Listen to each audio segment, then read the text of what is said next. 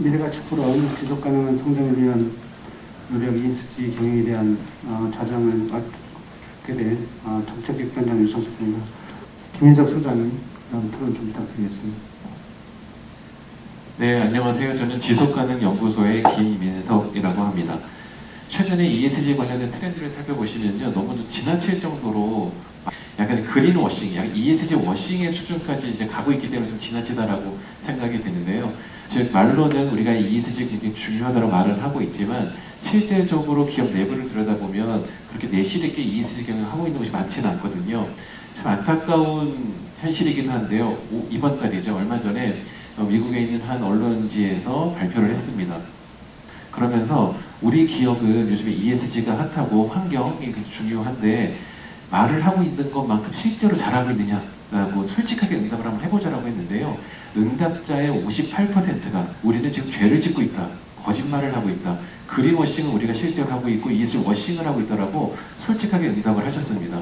전체 응답자의 58%, 60% 육박 10명 중에 6명이 우리는 법으로 따지면 길티, 유죄를 받아야 된다라고 이야기를 하셨습니다. 왜냐하면 실제로 이게 굉장히 중요하다라고 하니까 우리나라도 지금 우리 서울뿐만이 아니라 제주도에서까지도 우리 미래 가치를 위해서 ESG라는 주제를 가지고 이야기를 하고 있는데요. 지금 우리나라뿐만이 아니라 많은 국가들이 ESG 관심을 갖고 관심이 높아진 것은 사실인데 실제 많이들 하고 계시는 기업가 분들이 솔직하게 우리는 지금 죄를 짓고 있다, 거짓말하고 있다라고 겉으로는 투자자들이 얘기를 하고 있으니까 우리가 ESG를 강조하고 잘하는 것처럼 보이고 있지만 실제 기업가들은 이게 아니다, 솔직하게 아니다. 그런데 이걸 미국으로 국한해 보면요, 68%의 경영자들이 우리는 지금 죄를 짓고 있다라고 응답을 했습니다. 그럼 과연 우리나라에는 얼마나 될까요? 우리나라에도 지금 많은 기업들이 지금 ESG 경영을 선언했고요, ESG 조직을 만들었고요, 사람을 엄청나게 많이 뽑고 있습니다. 그리고 ESG 우리 아까 기업집에 우리 지배구조 헌장 같은 것도 99년도부터 만들기 시작을 했고요, 꽤 오래전부터 해오고 있는데 만들었다라고 하는 기업들은 굉장히 많습니다. 그리고 조직을 만들었다, 어떤 팔리시, 어떤 정책을 만들었다, 그리고 우리가 이렇게 하겠다, 선언을 하는 거죠. 사장님들이라든지 각 기관의 기관장님께서 이제 ESG를 잘하겠다고 선언한 조직들은 굉장히 많거든요. 우리나라 1000대 기업 중에 지금 80% 이상이 ESG를 하겠다는 의미로 선언을 했습니다.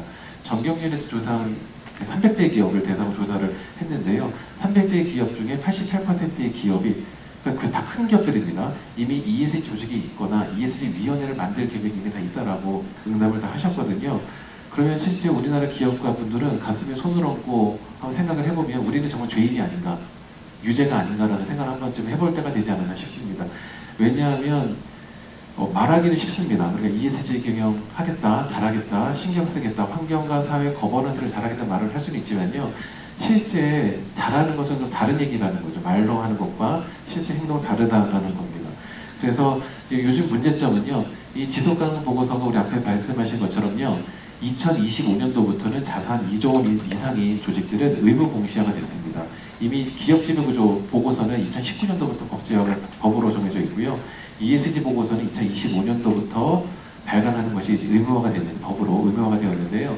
25년도에 지속가능 보고서를 발간하려면 보통 보고서는 3년이나 그 이전 5년치 데이터를 담아서 보고서를 발간합니다. 그러면 이렇게 이제 이 보고서가 그런데 지금까지 기업의 홍보 수단으로 많이들 이용이 됐다는 그 지적을 많이 받아왔습니다. 지금 우리나라 작년도 기준으로는요, 약 한 150여 개 기업이 지속가능 보고서를 발간을 하고 있다라고 하는데, 이 지속가능 보고서는 말 그대로 ESG와 관련된 내용을 담고 있는 보고서입니다. 그런데 이 비판하시는 분들은 굉장히 편향되어 있고 잘하고 있는 것만 표현하고 있다라는 거죠. 감추고 싶은 것들은 보고서에 담지 않는 겁니다. 그런데 ESG를 하는 이유는 어떠한 조직이 지속 가능한지 그렇지 않은지를 확인하기 위한 어떤 그런 수단 중에 하나가, 방법이 바로 ESG를 보는 건데요. 그래, 잘하고 있는 것만 다 알리면 제대로 된 저 기업이 정말 지속 가능한지 않은지를 확인하기가 어렵습니다. 즉 제가 건강한지 않은지를 건강검진을 받으면 알 수가 있는데요. 실제로 제 몸이 얼마나 건강한지, 우리를 기업으로 치면요, ESG 경영을 통해서 우리 조직이 얼마나 지속 가능한지 여부를 확인하기 위해서 ESG를 하는 건데, 좋은 것들만 다 알리고 실제적으로 기업이 가지고 있는 리스크는 다 감추고 보고를 한다는 것, 이것은 제대로 된 건강검진 보고서는 아닌 것과 똑같다는 것이죠. 근데 요즘의 문제가 ESG가 좀 지나치게 되는 것은 아닌가라는 우려를 보여주시는 분들이 하시는 말씀이 중요한 것은 맞고 꼭 해야 되는 것은 맞다. 그런데 이제 2022년이 된 지금은 좀 이제 잘해야 되는 거 아니냐라는 그런 챌린지가 많아지기 시작을 했다라는 겁니다. 그래서 현재 나타나고 있는 몇 개 리스크들을 말씀을 드리면요. 공시를 하는 그 yes, no, 했다 안 했다 이것도 중요하긴 하지만 공시했을 때 그 질도 굉장히 중요하다는 것입니다.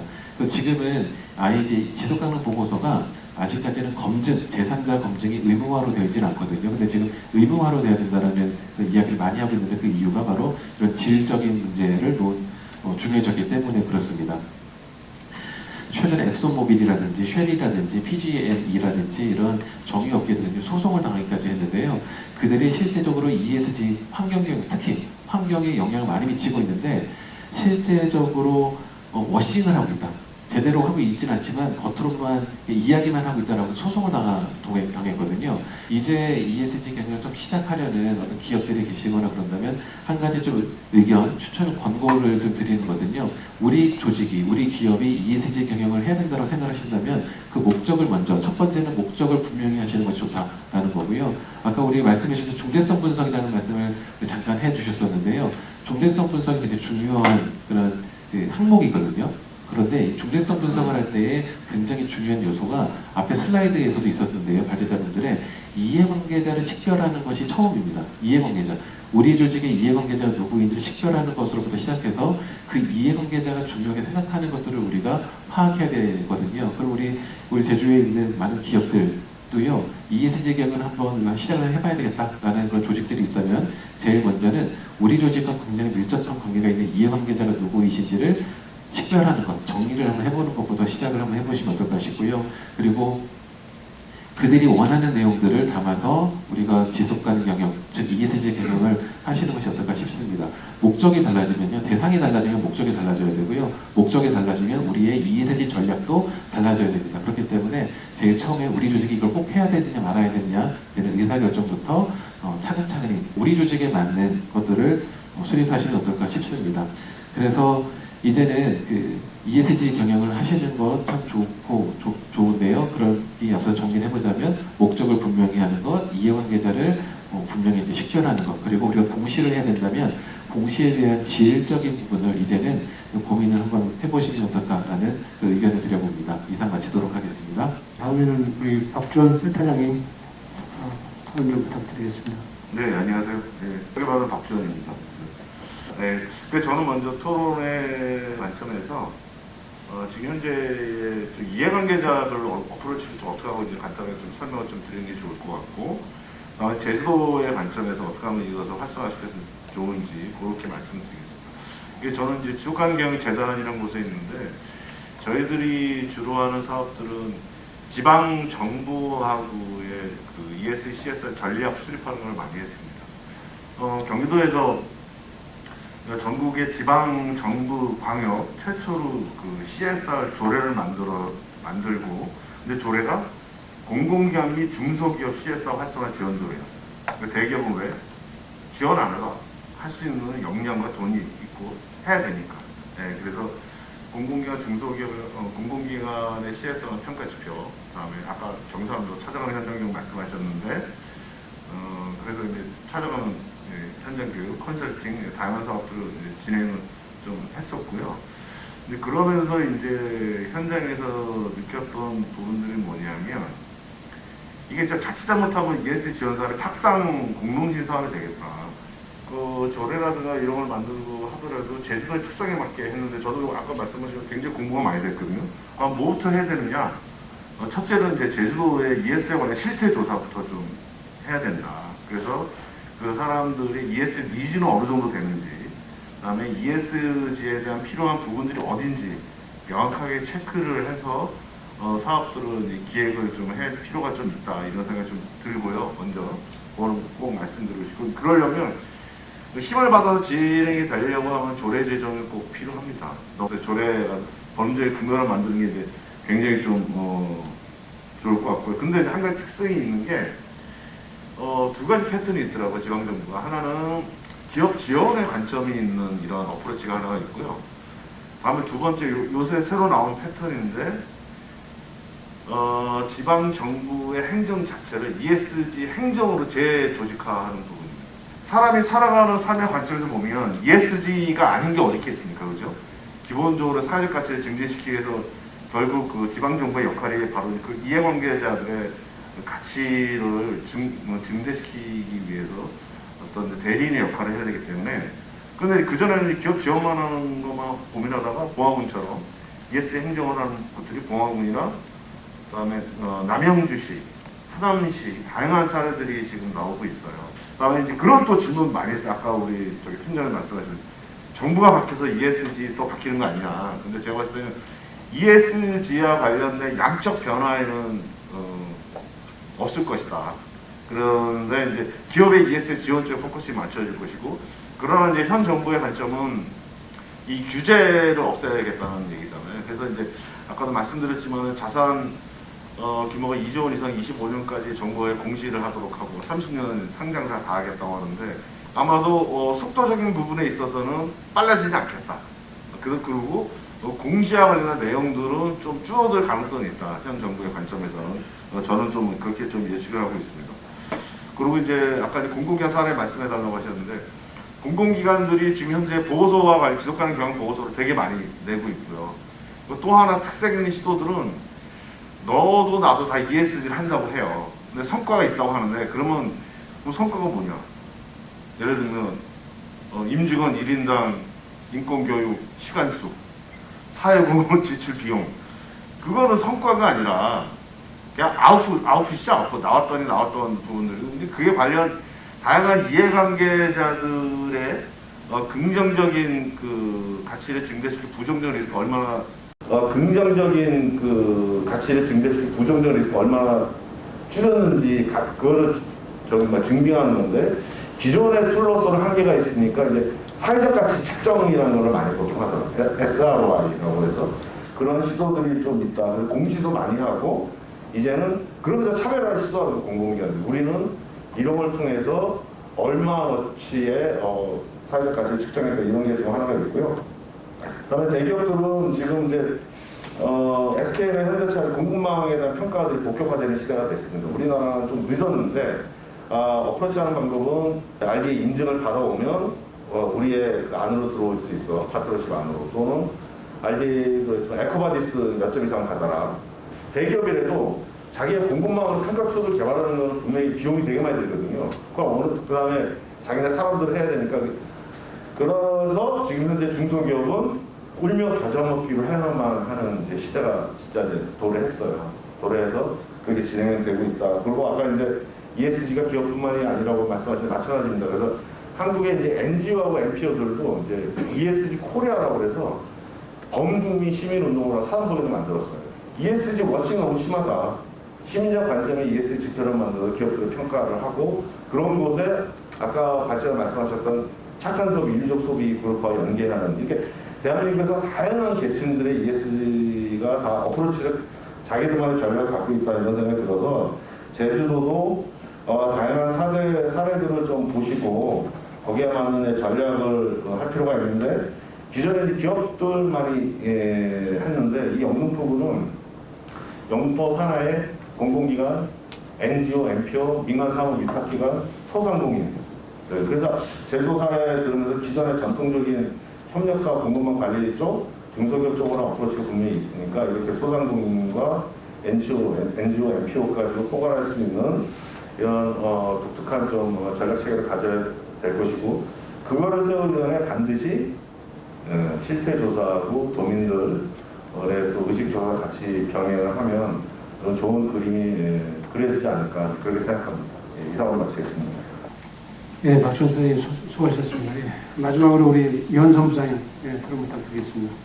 예, 지금 특별받은 한국 평가데이터 이원삼 부장입니다. 홍천 팀장님 말씀하셨지만 패러다임은 이미 바뀌었습니다. 그 이유가 뭐냐면 이게 EU나 이런 데는 이미 법제화가 끝났고요. 거기에 이제 저희가 따라가야 되는 상황이고요. 저희 나라도 탄소중립법이든 이런 법들이 이제 시행이 되기 때문에 이미 패러다임은 바뀌었고, 아까 이제 말씀하셨듯이 300대 기업 이미 다 적용하고 있고요. 이 300대 기업이 적용되다 보니까 공급망에 있어서, 그러니까 대기업의 평가 요소 중에 S에 상생협력이나 공급망 관리가 있는데, 이 공급망 관리에 중소기업이 이제 들어가다 보니까 B2B에 대부분 B2B에 속하는 중소기업이 들어가다 보니까 중소기업은 이미 이제 발등에 떨어진 불이 됐는데 본인들이 그렇게 못 느낄 뿐입니다. 그게 이제 조금 안타깝고요. 뭐 이미 다 아시겠지만 중진공에서 이제 작년하고 올해 이제 설문조사한 건데 대부분 이제 인지율이 낮습니다. 그렇게 높은 건 아니고요. 인지율이 낮다. ESG에 대해서 이 정도 이해하시면 될 것 같고요. 그 다음에 이제 도입 필요성은 한 5대5 정도 됩니다. 근데 좀 특이한 거는 왼쪽에 있는 게 이제 올해 4월 달에 나온 건데 조달 참여 기업들은 B2C가 대부분 많고요. 그 다음에 이제 정부에서 조달 규정을 딱 집어넣어 버리면 도입을 강제적으로 해야 되는데도 뭐 꼭 해야 되냐 뭐 이런 생각을 하고 계신 분들이 많은 것 같습니다. 하단에 보면 이제 구글 트렌드 검색량인데 작년하고 올해하고 ESG에 대한 인식의 변화가 많지 않다. 이렇게 좀 이해를 하시면 되고요. 기업들은 아직 좀 특히 중소기업들은 인식이 좀 낮다. 이게 한 1000여 개 기업에 대한 이제 통계 자료인데요. 대기업은 등급이 대부분 높습니다. 한 3등급 정도에 포진하고 있고요. 중견기업은 4에서 5등급 사이 4.5등급. 근데 이제 중소기업은 한 6등급 정도 나옵니다. 일률적으로 이제 평가하기엔 이제 곤란하지만 어쨌든 중소기업은 이제 대비가 좀 덜 돼 있다. 여기서도 마찬가지로 하위 항목은 환경 쪽에 신재생이나 녹색 도매 뭐 이런 부분들이 이제 조금 이제 낮게 포진이 돼 있다. 이렇게 이제 이해가 되고요. 대부분 이제 ESG 도입 필요성 근거로는 정부 규제, 투자자 요구, 신용평가, 그다음에 고객의 요구, 공급망이니까 대기업이 요구하는 거겠죠. 뭐 이런 것들을 설문조사하고 매칭시켜 보니까 저렇게 이제 맞아 떨어지는데 결국 끝에 결론은 기업의 지속 가능한 경영을 위해서 도입해야 되겠다가 43% 반 정도가 되는데 결국 이제 필요성은 느끼고 있음에도 불구하고 대비는 낮다. 이게 이제 제가 몇 가지 이제 실제 운영했던 결과를 이제 말씀드리는 거고요. 그 중소기업에 이제 좀 특징이 있습니다. ESG 각각의 이제 특징이 있는데 E는 이제 환경 관련된 부분이라 우리나라 법규가 인허가의 최소 기준을 정하고 있어서 중소기업도 최소는 하고 있다는 거죠. 그 다음에 S는 단속 법규입니다. 그래서 위반을 하면 다 이제 대표이사 처벌이나 뭐 이런 부분이 있기 때문에 또 저희 나라가 또 어느 정도 선진국 대열에 들어가 있기 때문에 잘 지킵니다.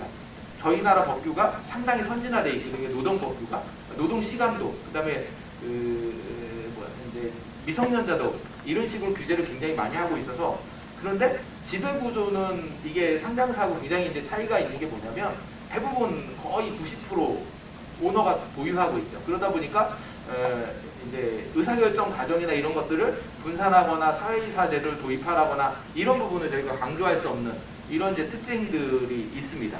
그래서 이제 그런 부분들이 좀 있고요. 그렇지만 공급망상에 있기 때문에 가장 큰 이해관계자인 대기업이 그러니까 이제 납품을 받는 업체가 어떤 걸 요구하면 따를 수밖에 없다. 이게 이제 중소기업의 특징이거든요. B2B. 아까도 이제 말씀하셨지만 그 중대성 평가에서 이해관계자 시설이 가장 중요하다. 근데 비즈니스 영향도가 이제 저희가 이제 판단하는 한 축인데 이 비즈니스 영향도에서 가장 크게 영향을 미치는 게 납품업체에서 그러니까 대기업이 요구하는 게 어떤 거냐이거든요. 바로 며칠 전에도 삼성전자가 이제 공급망하고 온실가스 관련된 대책을 발표하겠다.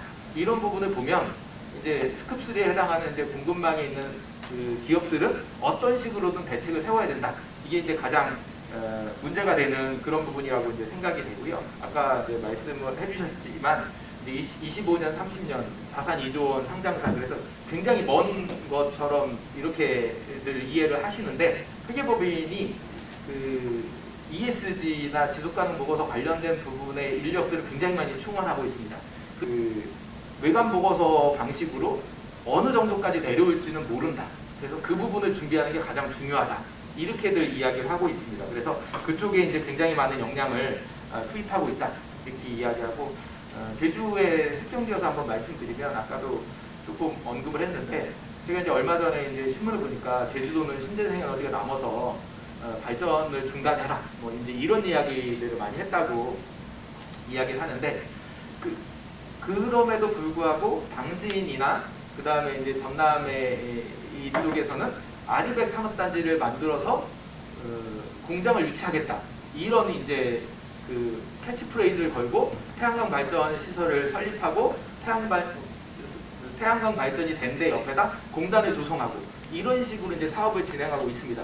만약에 제주도 같은 경우는 정말 아리백이 어느 정도 공급되는지 계산이 된다면 어느 정도의 비오염을 하는 기업들을 유치하겠다는 전략을 가지고 아리백 단지를 만들면 이 아리백 단지를 통해서 이제 납품하는 기업들은 이제 그 신재생 에너지 인증을 받을 수 있으니까 굉장히 유리한 뭐 이런 이제 계획이 하나 될 수 있지 않을까. 근데 이제 물론 이제 태양광은 이제 풍력도 해치고 뭐 이제 아니 풍광도 해치고 그래서 제주도에 부합하지 않을 수 있지만 어쨌든 제주도는 태양광하고 풍력에 있어서는 국내 어디보다 경쟁력이 있는 도시이기 때문에 지리적인 여건을 충분히 저희가 이제 고려할 필요가 있다 이렇게 이제 좀 생각이 되고요.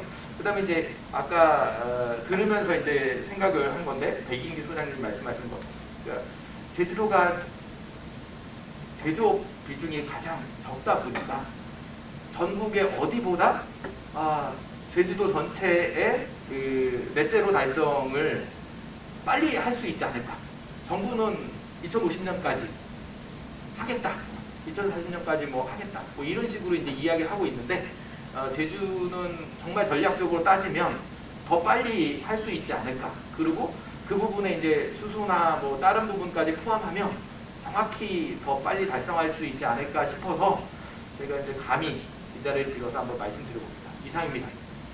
예.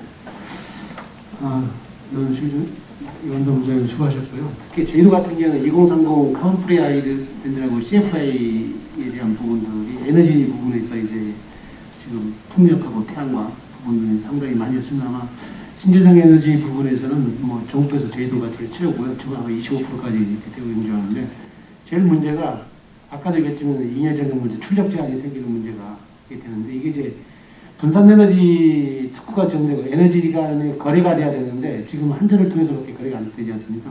그게 풀리게 되면은 그런 이제 출력 제한 문제는 좀 해결될 것 같은데 이게 법도 이제 만들어서 시행을 하고 있지만 이게 실질적으로 이제 정착이 되는 데는 조금 시간이 걸릴 것 같습니다. 가지고 저희들도 산업부 통해 가지고 많은 부분을 이제 주문을 하고 있고요. 그래가지고 앞으로 이제 이런 부분은 많이 좀 잘 될 것 같습니다. 플로에서 뭐 질의하실 분 있으면은 질의 뭐 한두 분 받고 그다음에 우리 발제하신 분들 최종적으로 정리하도록 하겠습니다. 혹시 질문 있으신 분 있으면은 질의해 주십시오. 예, 오늘 강연 잘 들었습니다. 예, 저는 정책기획단의 산업기획팀장 맡고 있는 박순이라고 합니다.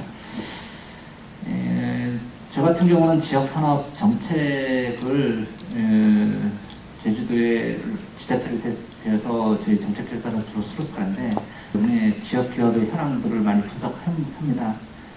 제주는 좀 다른 지역하고 좀 특이성이 많습니다. 저기 ESG에 오면은 이 환경적인 문제는 관주도 하기 때문에 제주 같은 경우는 앞선다 보시면은 지혜 같은 거버넌스 체계 같은 경우는 기업이 중심이 돼야 하는데 제주 같은 경우는 서비스업이 중심이다 보니까 기업이 거의 소상공인이고 그리고 제주 같은 경우는 제조업이 이제 굴뚝 산업을 못하기 때문에 알다시피 저기 해당되는 산업군이 별로 없습니다. 그리고 대부분 제주도에서 투자 유치하는 기업들이 신재생 에너지 직접적으로 관여하는 기업들이 들어와서 산업 생태계를 형성하기 때문에 조금 더 이제 생각해 보면은 다른 지역과 좀 차이가 있다라는 걸 느껴지는데 아까 통장분께서 뭐 시군 얘기를 하면서 조례로 만들어 가지고 시군에서도 이런 사례가 만들어지고 있다는데 제주도 같은 경우는 광역시도보다는 아까 군 단위에서 만들어진 조례가 제주도에서 좀 벤치마킹 할 수 있는 여건이 겉되지 않나 좀 보여지는데 실질적으로 이제 서비스업에 종사하는 비중이 높은 소상공인 대상으로 이루어지는 사례가 있는지 저런 것들이 좀 반영할 수 있는 사례들이 있는지 좀 알고 계시면은 팁을 좀 주시면 좀 감사하겠습니다. 예, 안녕하십니까. 저는 기업지원단 성장기획팀의 팀장을 맡고 있는 윤충환이라고 합니다. 지금 말씀해 주신 발제 그 강연과 그 내용 중에 외람됩니다만 ESG 워싱이 가장 이제 들어왔습니다. 왜 그러냐면 제주도 기업들이 영세 소기업이고 좀 경쟁 열에 있는 기업이 굉장히 많거든요. 저희가 ESG 경영 당연히 가야 되고 이해는 하는데 그런 기업들한테 이걸 어떻게 설득하고 이거를 유도를 할까? 먼저 이제 기업들한테 이게 왜 필요한가에 대한 지속적인 인식 이게 우선이 아닌가. 그래서 정말 필요하고 이게 공감대가 형성이 돼야 이거 앞으로 가야 될 것, 당위성을 좀 느끼고 그다음 참여 스스로의 자발적인 참여 이런 걸 통해서 제도적으로 우리 그 지원 기관에서 할 수 있는 그런 것들이 맞물렸을 때 ESG 워싱이라는 얘기가 이제 나오는 게 아니라 제주도가 먼저 우선적으로 할 수 있는 그런 실천 과제들과 사례들이 나오지 않을까라는 그런 생각이 들었습니다. 관련해서 저도 이제 하나 부탁드리고 싶은 것은 제주도 기업들한테 만약 ESG 경영을 해야 된다라고 하면 그 좋은 말씀들이 많이 나오는데 당장의 실천 과제로서 어떤 것이 진짜 필요할까, 해야 될까? 저희도 ESG 경영을 이제 선포식을 통해서 이제 시행을 하고 있는데 저희도 이제 막 시작하는 단계에서 근데 테크노파크가 이것만큼은 먼저 가장 우선적으로 했으면 좋을 것 같다라는 그런 차원에서 제안을 좀 주실 수 있는지를 부탁드리고 싶습니다. 말씀 잘 들었습니다. 지단한 고민을 좀 많이 갖고 말씀을 주신 것 같으세요.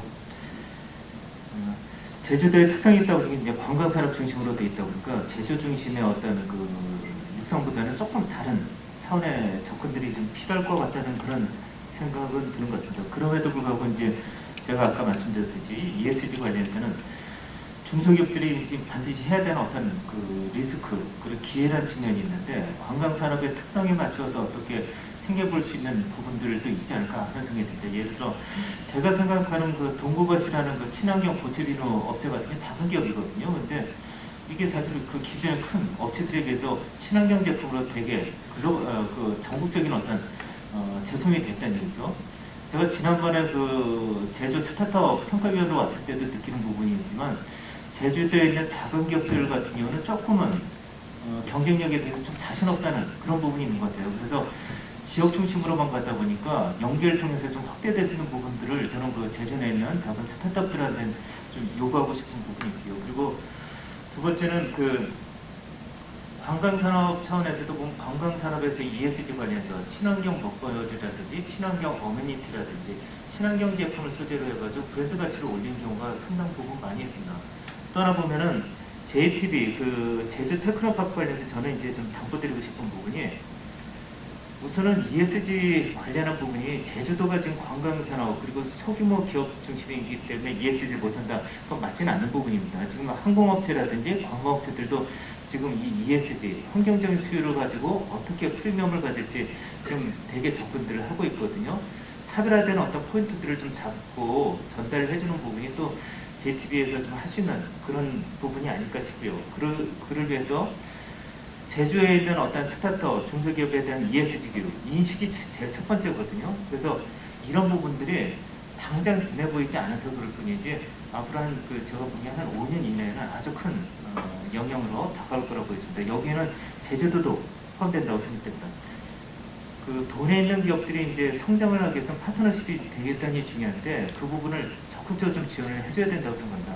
돈에 있는 것보다는 서울, 경기 같이 연계해서 하는 부분이 필요한데요. 혼자 살 수 있는 부분이 너무 적은 시대입니다. 그래서 연계망 같은 거를 적극적으로 좀 지원해 줬으면 좋을 것 같고요. 또 하나 보면은 정부 정책 자금들이 지금 대단히 많이 나오고 있거든요. 작년에 제가 알고 있기로는 작년 9월 정도까지만 해도 ESG 투자 규모가 우리나라만 해도 530조가 되는 걸로 알고 있는데 정부 차원에서의 많은 정책 자금도 나오고 있습니다. 지금 이런 부분들을 정보를 잘 전달해 주는 것도 대단히 중요하다는 생각이 듭니다.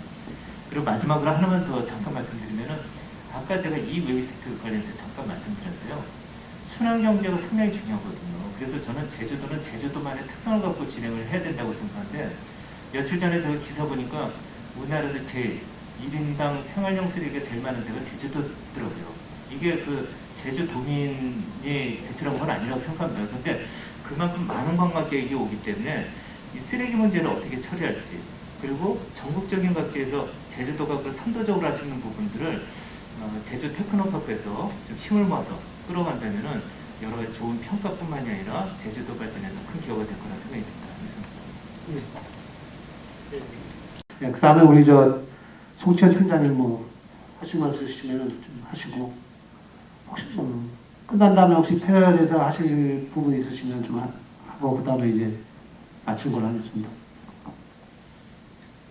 고민이 많이 되는 질문이신 것 같습니다. 질문 두 가지 해주신 게 사실은 다 고민이 많이 되시는 부분인 것 같고, 사실은 와닿지 않는 사람들한테 뭔가를 와닿게 만든다는 것이 참 어려운 시점인데, 그래서 이게 정확한 해답이 딱 될지는 모르겠지만 생각나는 사례가 하나 있어가지고 참고로 말씀드리면은, 보통 이제 딜러십으로 해서 이제 카센터들, 소규모 카센터들을 이렇게 딜러십을 맺어가지고 지원을 하는데, 이 혼다에서 ESG는 아니지만 환경에 좀 국한된 거기는 합니다. 그래서 서비스 센터별로 가이드를 이렇게 내려줬어요. 그래서 그 딜러사들이 이렇게 참여를 하면 거기에 부합되는 것들을 체크해가지고 이렇게 뭐 그레이드를 줍니다. 그래서 뭐 그린이면 그린, 블루면 블루 이렇게 그레이드를 줘서 혼다 홈페이지 내에 이렇게 보면은 딜러샵들을 찾을 수 있는 그런 서비스를 해주고 있는, 거기에 이 업체는 우리의 그린에 해당하는 업체입니다. 이렇게 하면서 홍보를 좀 도와주고 있는 그런 사례가 있어요. 그래서 아마 뭐 제주도에 있는 작은 기업들 이제 다뤄주실 때 그런 사례들을 참고하시면 되는데, 뭐 작은 기업들한테는 여기서 그래서 혼다에서는 어떤 인센티브를 걸었냐면, 혼다에서 돈을 지원해주겠다, 뭘 해주겠다는 게 아니었고, 당장 이렇게 하면 이번 달에 뭐 50만 원 빠져요. 뭐 이런 내용이 이제 사실은 와닿을 수가 있기 때문에 그런 것들을 좀 가이드라인을 저희가 정비를 테크노파크 차원에서 좀 정비를 해가지고 그런 내용으로 한번 어프로치를 해보면 도움이 되지 않을까 좀 생각이 들었습니다. 네, 이상입니다.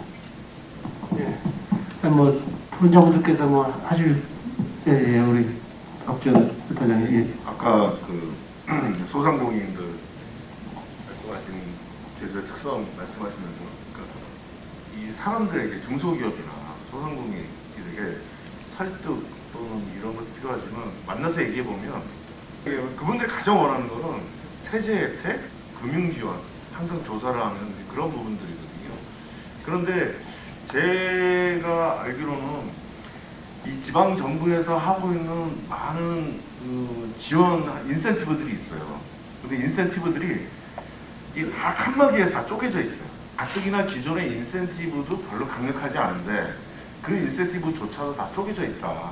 이 부분들을 전면적인 재조정이 좀 필요해요. 전체적인 ES 관점에서 뭐 중소기업, 소상공인, 다음에 사회적 경제 조직, 그다음에 NGO, NPO, 공공기관 이런 부분들을 전체적으로 행정조직과 공공진 모여서 자기네들이 하고 있는 평가 제도 지침, 인센티브가 무엇이냐 그런 쪽으로 ESG도 통폐합해서 하는 부분들이 좀 필요하다. 뭐 그런 생각이 좀 들고요. 그리고 소상공인이 이런 쪽으로 진행하게 되려면 결국은 소비자들이 같이 손잡고 가야 되거든요.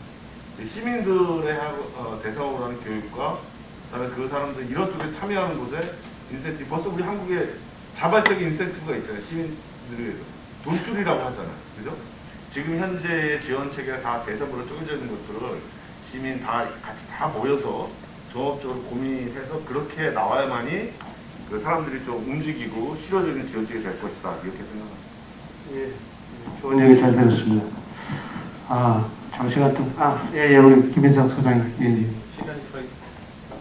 우리 두 번째 질문하신 선생님에 대한 질문에 답변을 간단히 좀 드리고자 하는데요. 우리 제주 테크노파크가 그러면 어떤 것을 좀 할 수 있을까라는 질문을 해주셔서요. 저는 그런 관점에서 좀 답변을 드리고자 합니다. ESG 경영은 크게 두 가지로 나눠볼 수가 있습니다. 첫 번째는 우리 조직 자체가 우리 환경이나 사회나 거버넌스를 잘하는 것, 이것이 이제 ESG 경영이라고 우리가 이제 설명을 하고 있고요. 또 하나의 측면은 ESG를 활용한 비즈니스를 하는 것도 ESG 경영이라고 요즘 포함을 시키고 있습니다. 그래서 제주 테크노파크에서는 먼저 우리가 우리 제주 지역에 있는 기업들을 지원하고 싶다라는 생각이 드시면 우리 제주 지역에 있는 그런 기업들 중에 그 기업 스스로가 ESG 기업 내부의 환경 ESG를 잘할 수 있도록 도와줘야 될 기업이 어디가 있는지를 좀 확인해 보실 필요가 있고요. 또 다른 측면에 있어서는 제주 지역에 있는 기업들 중에 ESG를 활용해서 비즈니스를 잘할 수 있는 기업들이 있거든요. 그들이 가지고 있는 비즈니스 모델 자체가 ESG스러운 비즈니스 모델을 가지고 있는 데도 있거든요. 그럼 이 두 가지를 구분하시는 것이 처음엔 필요하실 거예요. 그래서 왜냐하면 ESG를 우리가 어떻게 도와줄 수 있을까 고민하신다면은 그 조직 자체가 ESG를 잘할 수 있도록 돕는 측면이 하나가 있고요. ESG스러운 비즈니스를 하고 싶어 하는데 그쪽을 도와줘야 되는 또 우리 이 지원 방법이 좀 달라져야 되기 때문에 이 두 가지를 먼저 좀 구분해 보실 필요가 있겠다라고 먼저 의견을 드리고요. 그러면 꼭 ESG를 해야만 되느냐? 그렇지만은 않습니다. 제가 아까 중요한 것은 맞는데요. 우리가 ESG라는 단어가 약간 2003년, 4년, 5년도부터 나왔다라고 말씀드렸는데 그 이전에도 모든 조직들은 지속 가능성을 고민했었거든요. ESG라는 단어가 없을 때부터도요. 그러면 너무 아직까지 ESG라는 이 어려운 단어를 소화하기 어려운 소상공인들까지 너무 어려운 단어를 써서 이게 유행이니까 해야 돼 라고 접근하는 것보다는 오히려 그 작은 기업, 대기업들은 ESG 잘해야 되는 것 같습니다. 저는 이제 소행성의 비유를 하는데요. 이 큰 대기업들은 지구와 같아요. 이 지구라는 이 별 안에는요, 산도 있고 바다도 있고 계곡도 있고 빌딩들고 산 엄청 모든 것들이 다 들어있어서요. 이 큰 기업들은 모든 걸 다 해야 됩니다. 그 작은 규모의 기업들은요, 그들에 맞는 그 소행성에 맞는 정도의 규모의 것들을 하시면 된다. 이 ESG가 지속 가능성 때문에 하는 건데 오히려 지속 가능성을 볼모로 소기업들의 소상공인들에까지 너무 큰 짐을 주면 지속 가능성 오히려 더 허투루하는 영향을 줄 수도 있기 때문에요.